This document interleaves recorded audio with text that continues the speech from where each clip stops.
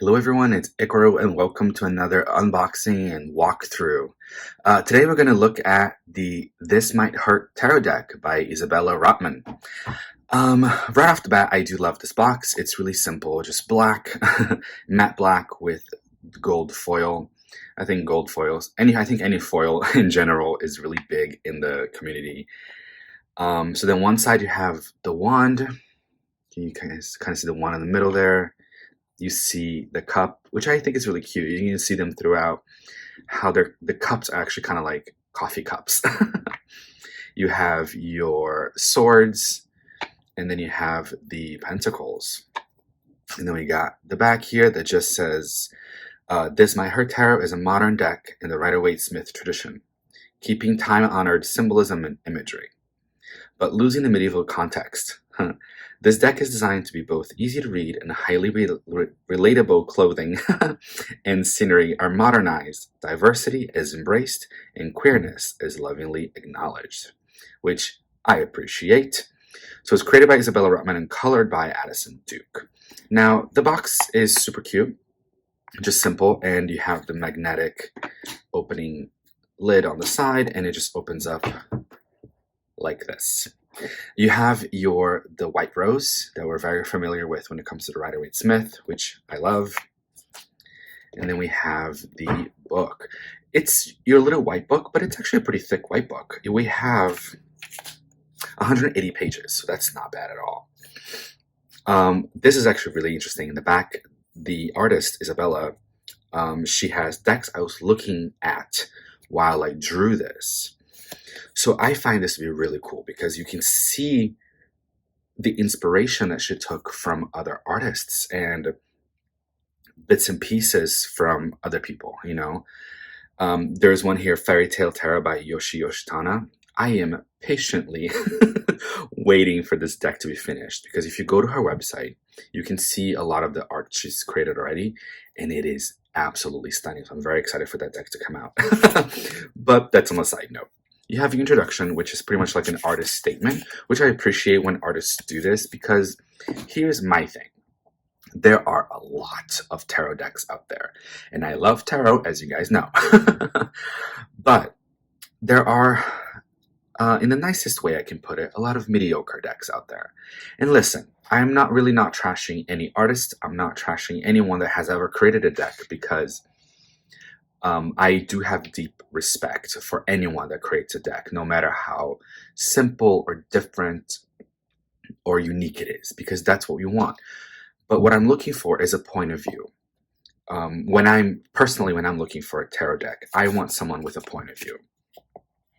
So this person kind of like lays out where she came from and the way she was thinking and all that, and the way she planned out her tarot deck. So I kind of like that, which I find that sometimes artists don't do that when they create a tarot deck. And I'm like, all right, I wish you had a more point of view versus just like, I want to create a tarot deck. That's awesome, but add it to the conversation versus just adding a tarot deck for the sake of a tarot. So it gives you a bit of a history, how to read cards. It actually gives you a bit of a lesson. These are 3 different 3-card spreads. Past, present, future, mind, body, spirit, and current situation, obstacle, and advice. How to select your cards, how to pull your cards and place them into a spread. So there's a bit of a lesson here, which I like. She also teaches the language of tarot, the major arcana, minor arcana, the suits of the wands, cups, swords, and pentacles. So if you're brand new to the tarot and this is your first deck you're buying, this book will definitely guide you in the right direction. Because if for every one of us, those of us that do own the Rider-Waite-Smith, you open the book and you go, what the hell is this? Like, what are you saying to me?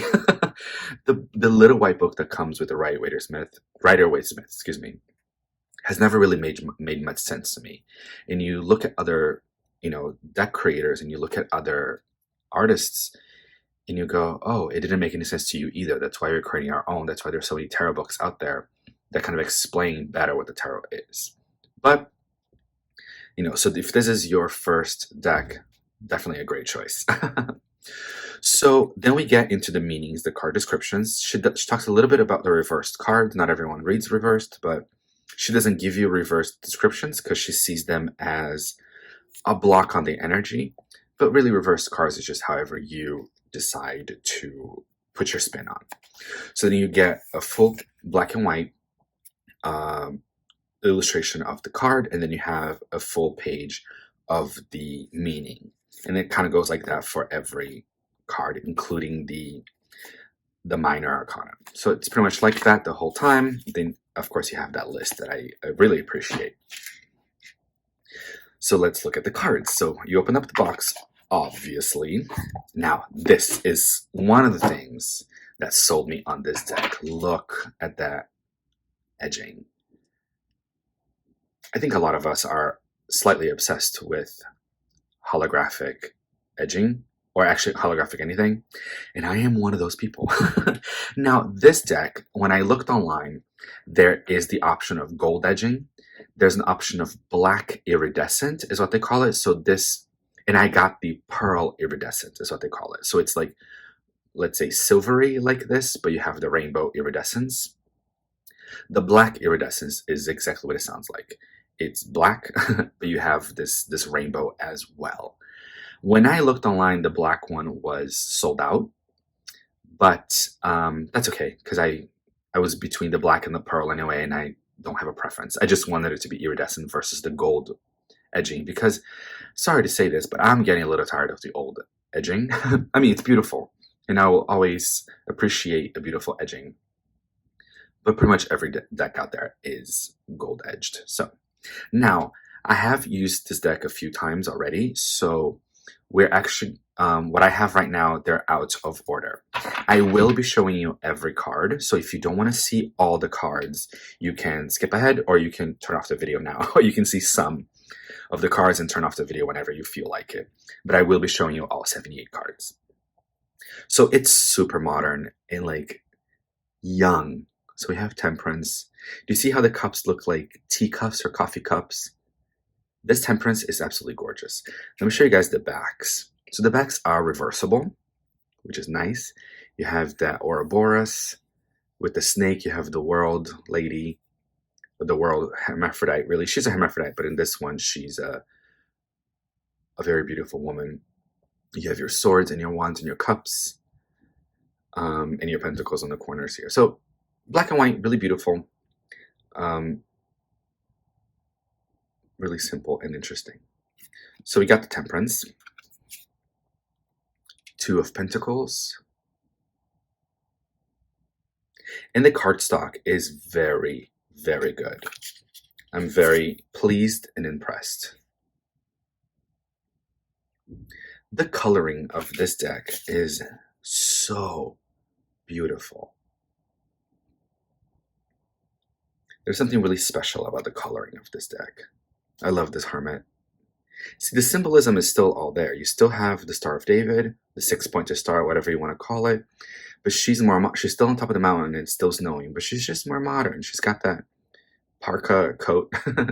You know, your Ten of Pentacles is just a really beautiful family. And the pentacles are the lights on top. I think it's just a really clever redesign of the Rider-Waite-Smith. You know, without so much of the medieval scenery and wardrobe, if you will.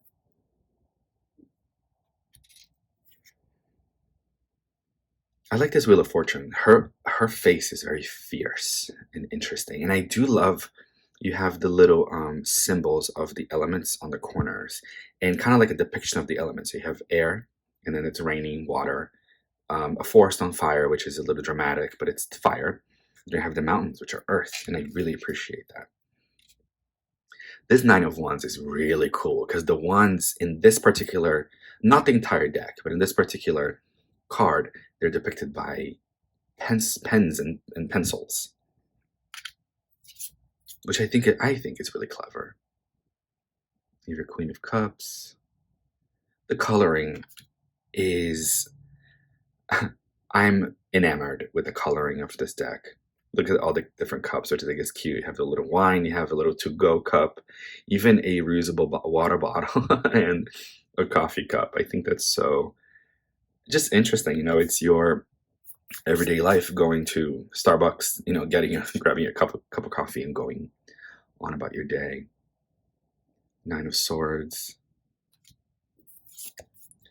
Six of Wands, just on a bike. I love this little hangman. He's like a little lumberjack.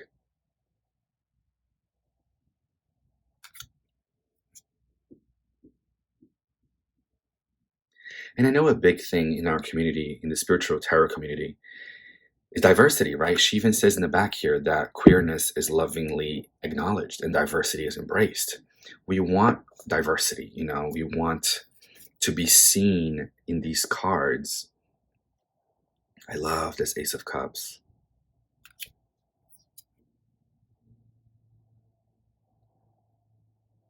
And this deck honestly makes a big effort and, in my opinion, accomplishes the addition of diversity and celebration of it. It calls it queerness, which I will totally go with that word, but uniqueness is what I want to say.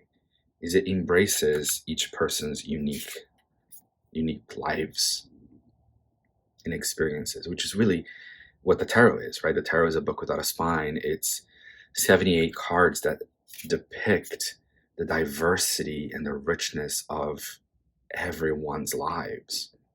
So we want to be seen and acknowledged in the deck.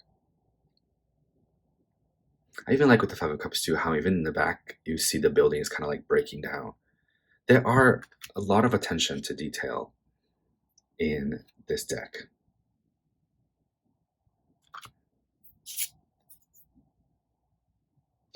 I like this King of Pentacles. He's cool. My only thing is that I wish it wasn't a ram, because that to me is Aries and it's fire versus earth. So I wish maybe it was like a Taurus or something, but I'm still not mad at it. Not mad at it at all. This Lovers one is so beautiful. Just there's a certain sensuality and intimacy with this Lovers card. Even though I know that Lovers isn't always romance and soulmate, but it's nice to see a bit of passion and intimacy when we're talking about lovers. Six of Swords. I love this one because even though the swords are up here, not in the boat like we're used to in the Rider-Waite-Smith, you still kind of got that snake on the corner being like, hey. So as you guys noticed, also it's a matte finish. I have my light shining on here, and you see a little bit of glare, but not that much. And the feel of the paper is very soft.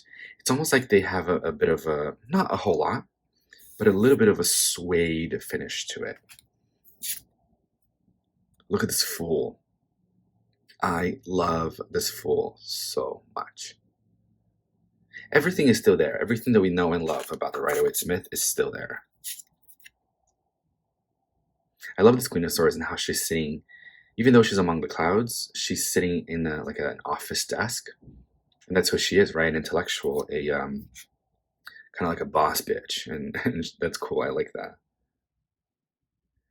Queen of Pentacles is one of my favorite cards in every tarot deck. I always kind of look at her and I go, how much do I love the Queen of Pentacles? And then am I going to love the rest of the deck? The Queen of Pentacles and High Priestess are the two cards that I look at.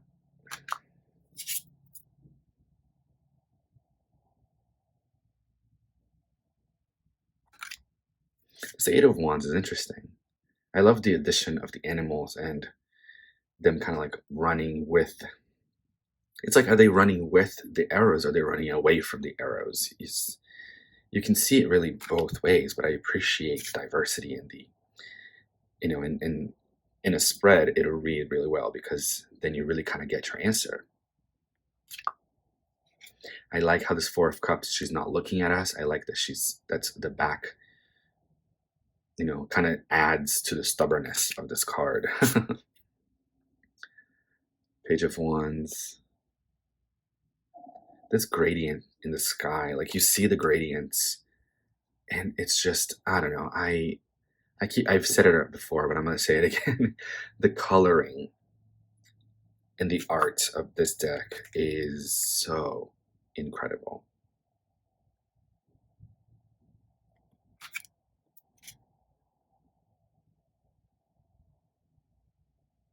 And you see the chariot you have now, it's two motorcycles, which is pretty badass.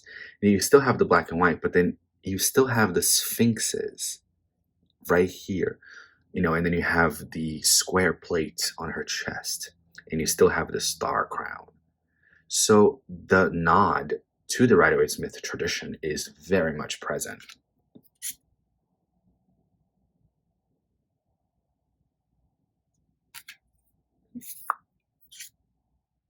I like how the knights are all in motorcycles.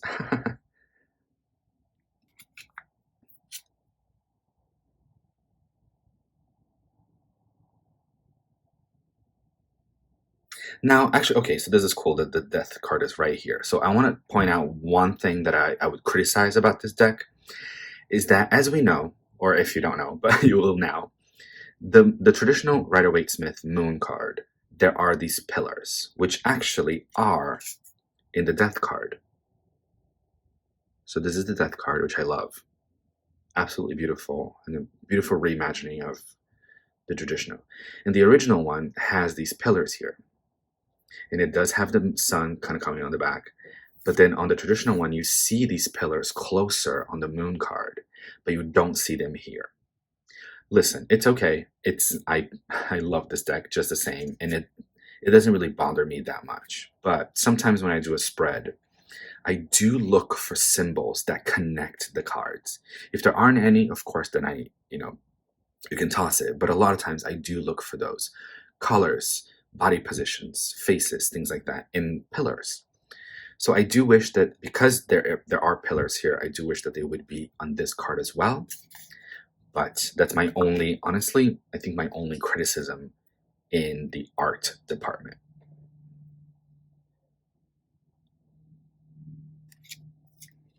I love this magician one. There's such an action to it. Because in the traditional one, all these tools are on a table, and the hand positions are still the same, and the belt, it's still a snake, which we get that from the original one. But I do love the fact that these tools, that the suits are floating. It's like magic is really happening. This Knight of Wands is so cool.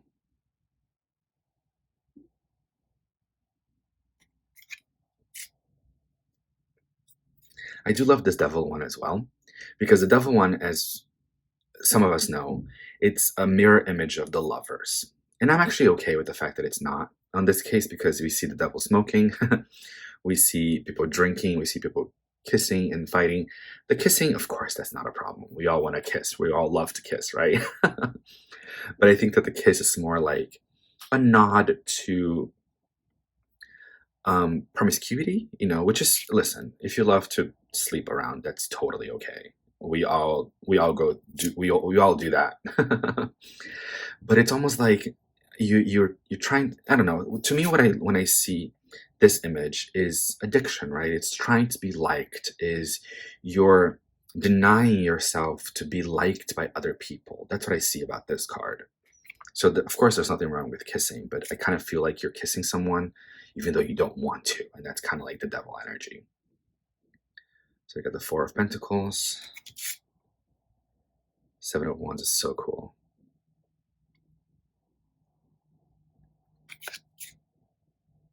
The Star. I think it's kind of funny how she's actually holding like plastic jugs. Almost like those recyclable plastic jugs of water, instead of vases like the original Star.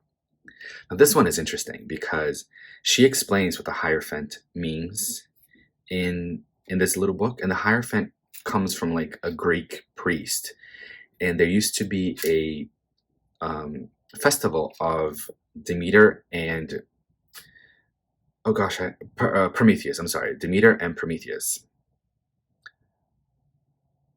Is it Prometheus or Persephone? Actually, I'm so sorry. It's Demeter and Persephone. Um, and he would be like the priest of that festival to celebrate these two goddesses. It is Demeter and Persephone. So I like that they're here in the pillar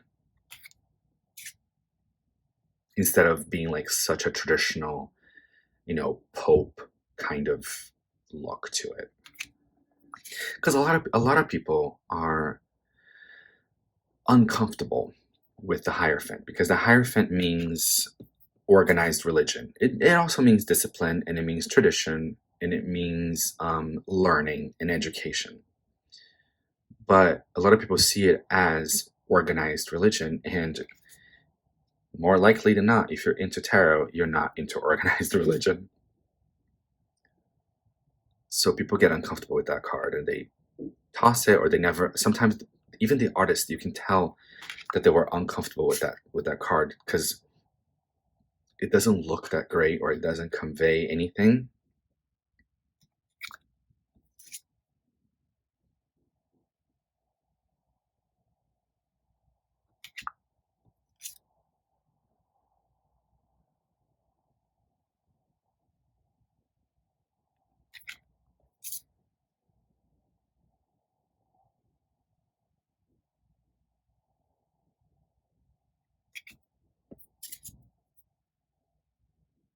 I also love the Seven of Cups, how now the cups have changed into, you know, um, vases and like plant holders.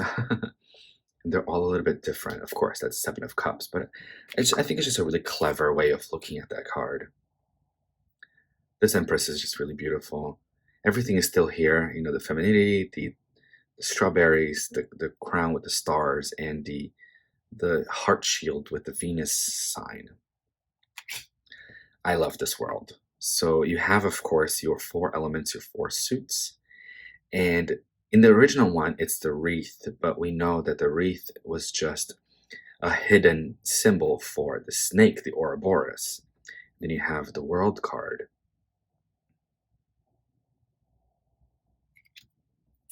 This High Priestess is also another one that really sold me on this deck. The dark and the white trees, the veil with the palm, everything is still here. I love that she's sitting on the moon, though. I think that's so beautiful. But everything, all the symbols are still here, but yet with such a modern twist and so beautifully drawn and portrayed.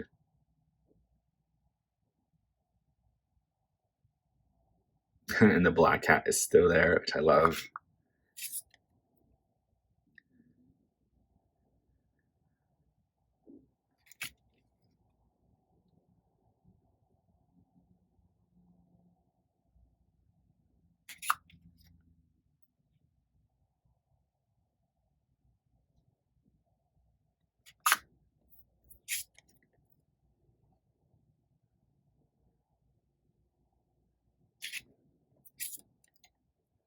I like this emperor. I like that he's in the suit. He looks, I actually love the perspective because it looks like he's looking down on you.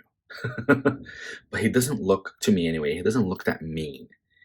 He's authoritative. He's the emperor, right? He's the father figure. And I do love that he's kind of looking down on you. It just adds another sense of like authority, right? And who you're dealing with as the emperor. Another really simple detail, but really beautiful and interesting, is the Justice card and how her sword is all chipped and scratched. It does add a whole layer to this card to me that it is chipped like that. It's like Justice has kind of like been serving, the sword for so long. It's just kind of like, oh my god, my sword needs, it needs, maybe I need a new sword, or I need a new way of looking at this situation, or I don't know. I just thought it was simple detail, but very clever.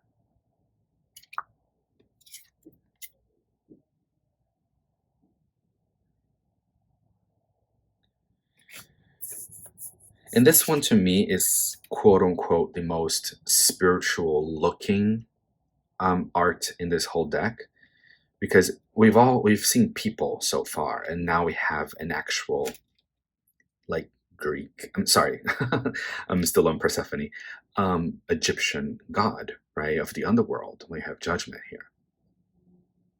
So this one is more spiritual to me than like this one, right? This one is just a kind of like a guy running away from the cabin.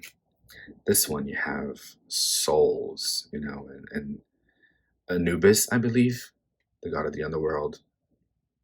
But listen, Judgment is a very spiritual card. It is spiritual awakening. It is, a moment of spiritual understanding, very deep spiritual understanding. So it's no wonder to me that it looks like that. And I'm not complaining, I'm just saying. And finally, we have the King of Cups. The backs here one more time. Very beautiful backs, simple. And of course, my favorite part is the edging. But honestly, guys, the artwork of this deck is absolutely stunning. I love it. I'm really happy I got this deck. And, I hope that this walkthrough has served you in any way. I hope that, if you've been on the fence about this deck, now it helped you make some sort of decision. Or at least if you're like me and you just like looking at walkthroughs in people's collections, then I hope that you've enjoyed this walkthrough. Thank you so much. Have a beautiful time out there.